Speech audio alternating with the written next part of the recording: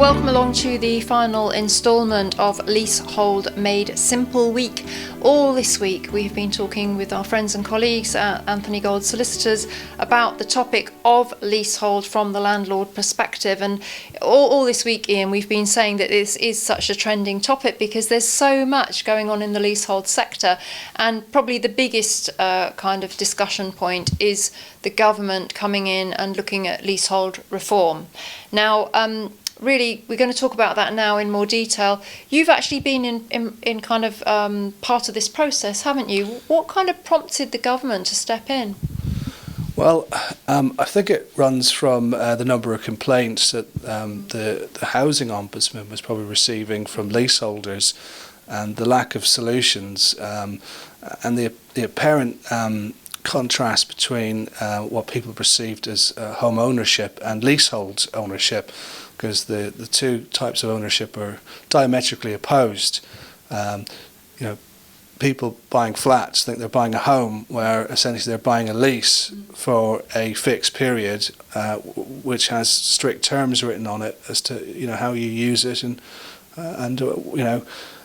that's where the two things conflict. It doesn't fit with home ownership. People think, oh, it's my home. I should be able to do what I want. I should be able to rent it out. Should be able to knock a wall down and make a through lounge, or should be able to put an extension on the back if I own the garden. It's not that simple with leasehold, so that's why the government have stepped in. Also we've spoken in earlier videos about the ground rent scandal. That's also brought the possibility and the call for reform to a head. So what we've seen over the last 2.5 years is consultation with the public, and 2 reports written by the Law Commission. The first of those reports came out in September 2018, and what the Law Commission looked at was how they looked at how complex and sometimes perverse the leasehold ownership can be, and how they could simplify lease extensions and collective enfranchisement claims, because the complications that the existing regime has imposed for flats, for leasehold flats, for houses, leasehold houses, has just added tiers of expense and argument. So people are incurring thousands of pounds of professional costs, arguing about whether they've got entitlement, how much it should cost, and even lawyers have fallen foul of pitfalls in a very complicated process. I mean, the leasehold reform, the area was so grey at one point when the legislation, when the 93 Act was introduced, the Leasehold Reform Housing and Urban Development Act 93, when that came in, it was so unclear or grey as to how that act applied in a lot of scenarios that we needed a ton of litigation to clarify what exactly was meant by sections of that statute. One example was where, for instance, a freeholder fails to serve a counter notice. The Act says that the court, essentially the leaseholder might apply for a vesting order to the court, and now the 93 Act specified that the court may make an order determining the terms of that lease extension or that collective enfranchisement claim on the terms in the tenant's notice.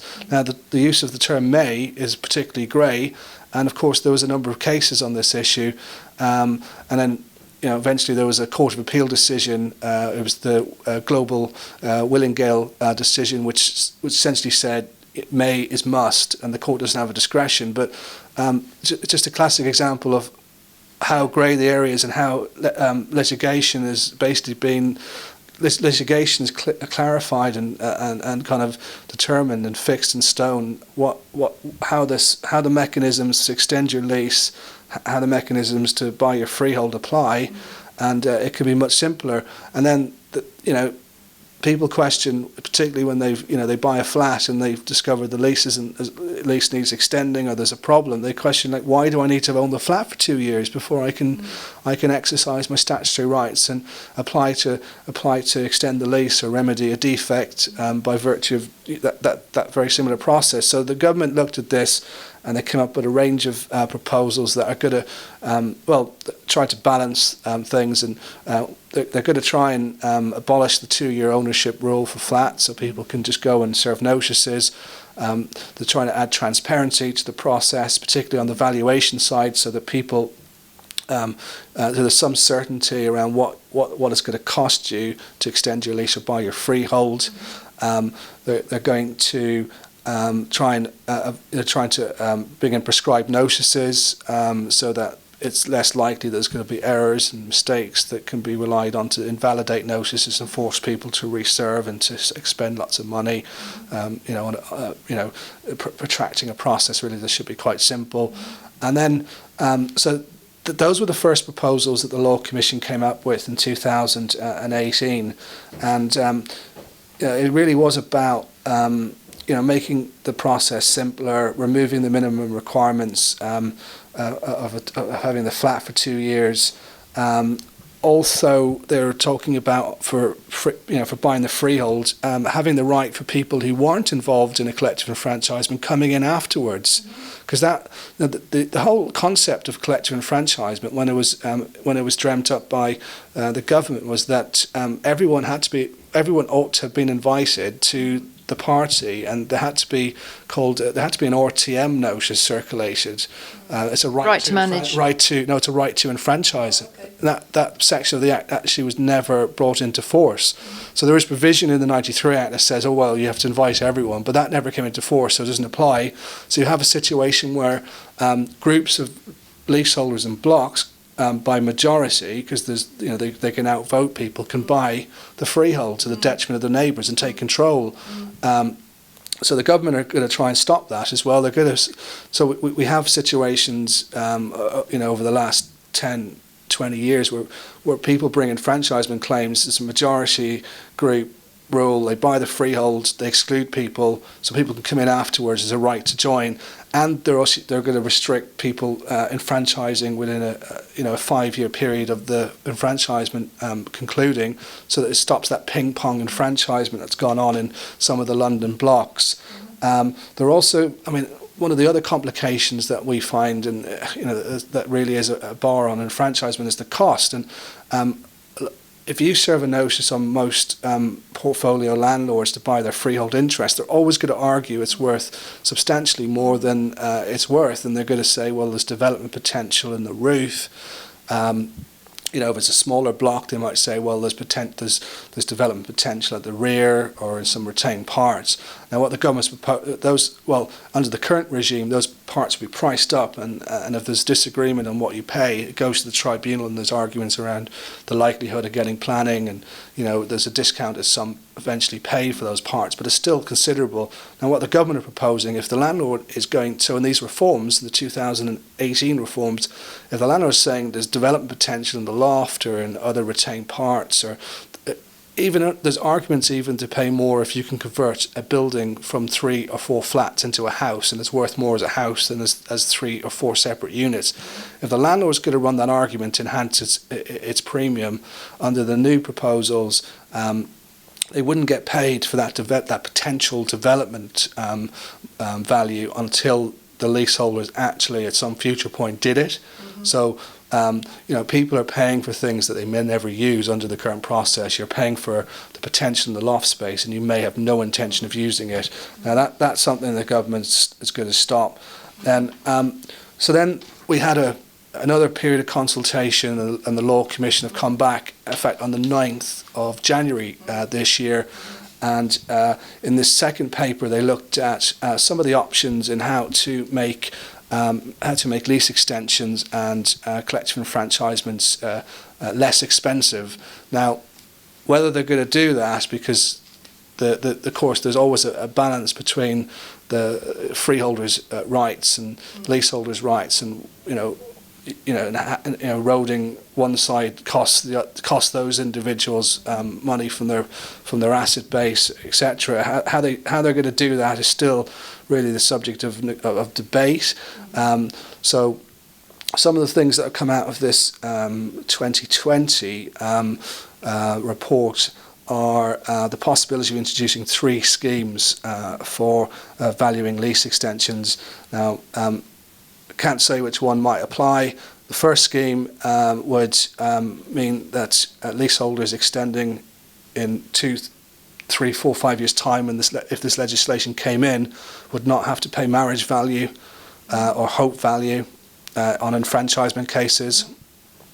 Might explain what that is actually. Hope value is where you're paying marriage value for non-participating flats that may extend at a future point. So that's scheme 1.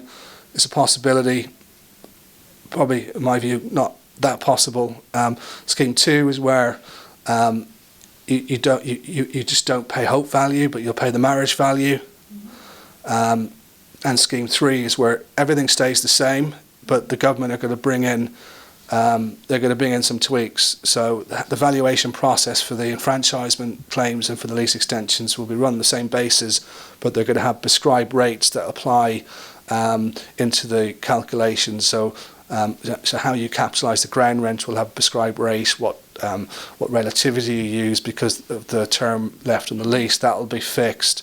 There's a suggestion they're going to bring in an online calculator that adds certainty to what people pay, or even a suggestion which helps the owner's ground rent situation, the ground rent scan, a suggestion that the amount of ground rent that's put through these calculators is capped. So if you've got flats with like massive ground rents, if that, with these tweaks on the scheme 3 proposal, it's going to substantially reduce what they'll pay.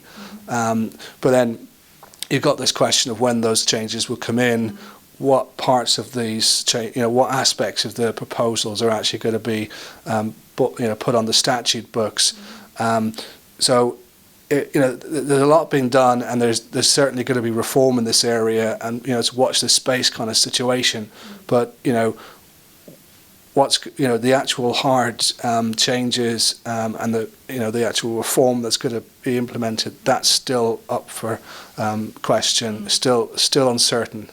Still a lot to play for, and obviously a lot of different parties with a lot of different agendas is what I'm hearing from you there as well, because obviously the freeholder has a different opinion on it to the leaseholders. I think there's also the talk of Commonhold as well, which has worked very well in other countries. Do you see that leasehold will become a thing of the past, or is it here to stay, but it's going to become more consumer friendly?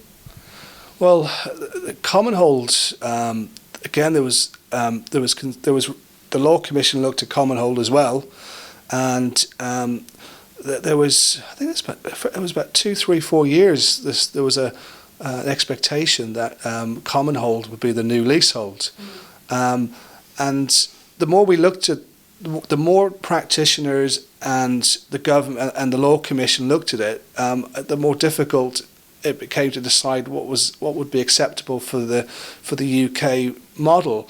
Now, you have different systems in different countries, and I think Commonhold would be very similar to strata title in Australia, or the condominium kind of structure in America, where where buildings are kind of run on a collective. So it's almost like a democracy for your building.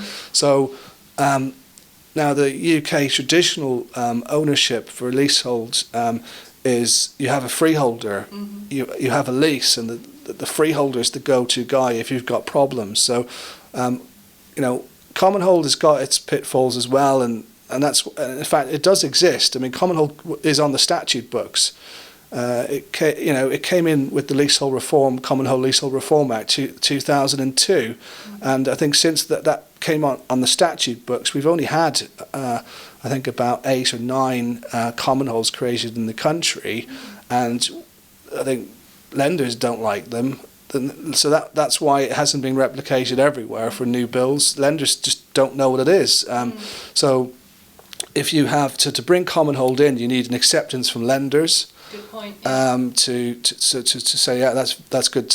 We can get security, valid security on a freehold, effectively a freehold, flying freehold section of a building. Because what Commonhold is you essentially get a registered title of a part of the building, and then your lease is basically a charter that applies. So it's an agreement between everyone in the building as to how you're going to, how you're going to get on and how you're going to do maintenance. And I suppose the big problem with Commonhold is that no one quite knows what to put in that charter. Like, do you, if it is flat ownership as a democracy, how do you agree to do works where a minority, or maybe 49%, almost a majority, can't afford to do works that are necessary to a building? Where does that line stop? So with the current leasehold system, you have the landlord's ability to carry out repairs when they're necessary. With Commonhold, and you have a charter, you almost need agreement, and that's where things become problematic, because if you're forcing things that maybe your neighbours don't want on them, costs and expenditure service charge, and instead of them blaming the freeholder in the traditional leasehold system, they're going to be blaming you because it was a group meeting, and there was a decision made that we're going to go ahead with these major works. It's going to cost us, it's going to cost whatever. And maybe you're selling your flat in the morning and you were against the repairs, the works that were proposed because you just want to sell, you don't want to get a big bill. But that's not to be taken into account. So it's difficult to know whether Commonhold can be tweaked to the extent that it's actually viable, whether there's going to be acceptance from lenders. Very, very difficult to know. Indeed, it is a very kind of ongoing, movable feast, isn't it? Do you have, just as we kind of close our week of themed content out here, Ian, do you have a theory on the direction of travel for this? I do have a theory. So I think that it's a no-brainer for whatever legislation comes through to abolish ground rents in leases moving forward. And I mean, there is campaigning as well for that to happen with leaseholder groups, and some of the developers have pledged to do that as well moving forward for the grant of leasehold houses and flats and some of the in London and in the Midlands, etc. So that's a no-brainer. Now, the valuation exercise, I know a lot of my surveyor friends are very concerned about the second set of reforms that have come out, the proposed reforms that have come out in the latest Law Commission report. A lot of surveyors do a very good job, and they're feeling that that the government are simplifying to the extent that they're no longer required. Now, is that a good or bad thing for leaseholders? It really depends on the situation. If you have a very simple transaction where the variables are very static, then I can see the need to have a very simple process. Almost a fixed process of fixing a price. Input the variables, output a price. But sometimes cases are more complicated than that, and there is an art form in valuing something. And just because the calculator says it's worth this doesn't mean it's worth that. It could be worth more. In fact, it could be worth less. So yes, I think you need to be very careful what you fix when you're looking at bringing in prescribed rates for capitalising ground rents and prescribed rates for relativity. But I think the industry as a whole is getting fed up of I suppose of valuers and tribunals using too many graphs to justify clients' ends. There are tons and tons of graphs out there that have applied over the years, and every significant decision that comes through from the first tier tribunal or the lands tribunal, they make reference to preferencing the latest graph. It could be the Savills graph. It could be the enfranchisable graph from it could be the enfranchisable graph from Savills. It could be the Nesbitt graph. It could there's this I think we move away from people trying to create graphs that create desirable outcome, and pushing those graphs on how valuation should be conducted, that's sensible, because it just that's where prices tend to swing, and no one knows whether it's a 10 or a 20 grand lease extension. So that's definitely a no-brainer as well. So the direction of travel is definitely ground rents are probably going to be a thing of the past. Valuation will be simplified, but I think it needs to be simplified to the extent that you balance leaseholder and freeholders' entitlement on premium. And I don't know whether there's a future for Commonhold. That's less likely, I think. But in 5-10 years' time, things might change. I mean, it really depends on whether lenders are on side. And they like that title structure, and whether the flats that it is implemented on, if it's something that people roll out, whether it works. Because if it doesn't work, then people aren't going to adopt it.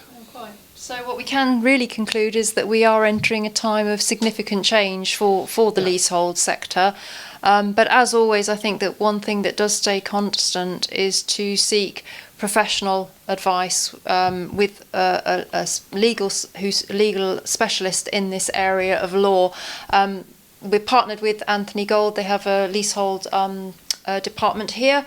Also, we want to mention ALEP as well, don't we? Because the Association of Leasehold Enfranchisement Practitioners can direct you to a specialist expert like Ian, for instance, who is a member of that organisation. They do very important work. They've been part of the consultation.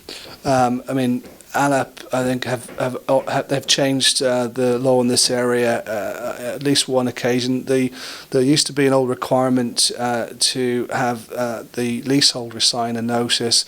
Now, where if the leaseholder lacked capacity because of sort of events, and that would prevent them from extending a lease. So ALEP was at the forefront of bringing in legislation that allows a notice to be signed on authority, not by the leaseholder. So that's opened up the door for for people without capacity who've got deputies to actually sign notices to extend leases. So yeah, they do good work, and they are lobbying for change, for positive change in the sector. And in fact, they take a they do take a balanced approach. ALEP are for the leaseholder and the freeholder, but they want a fair position. And that's, I think that's important. I mean, the government are looking at doing a measured balancing act here. Whatever changes come in, they're not looking to tip the scales completely in favour of leaseholders. That wouldn't be fair. I mean, I don't think that's the expectation either from people on the leasehold side. They, I'll just conclude by saying leaseholders sometimes need their freeholder to be there and to run enforcement action or whatever, or major works programs on buildings. If the landlord wasn't doing that, then it would boil down to cooperation by hundreds of people in the building potentially. If you have a large building and there's a major works program required, maybe the roof needs replacing. If you're the freeholder, yes, you have to consult with everyone in the building to do it, but at least you can go and do it. If you were the leaseholders and you've got that control and you need to get on with the works, how do you get agreement? That's the problem.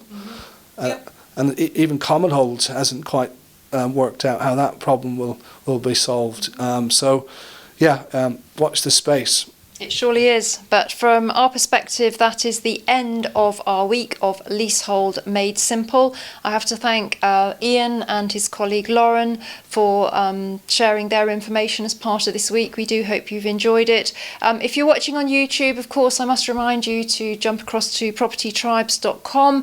That is where our discussions are hosted, and also please do click notifications bell if you'd like to receive video updates from this channel. And just Ian, thank you so much for being part of this, and to your colleague Lauren, and we'll sign off now. And interesting times ahead in the leasehold sector, but I think we covered a lot of ground this week, and it's a topic that I'm sure we'll revisit again in the future. Thank you, Vanessa. Thanks.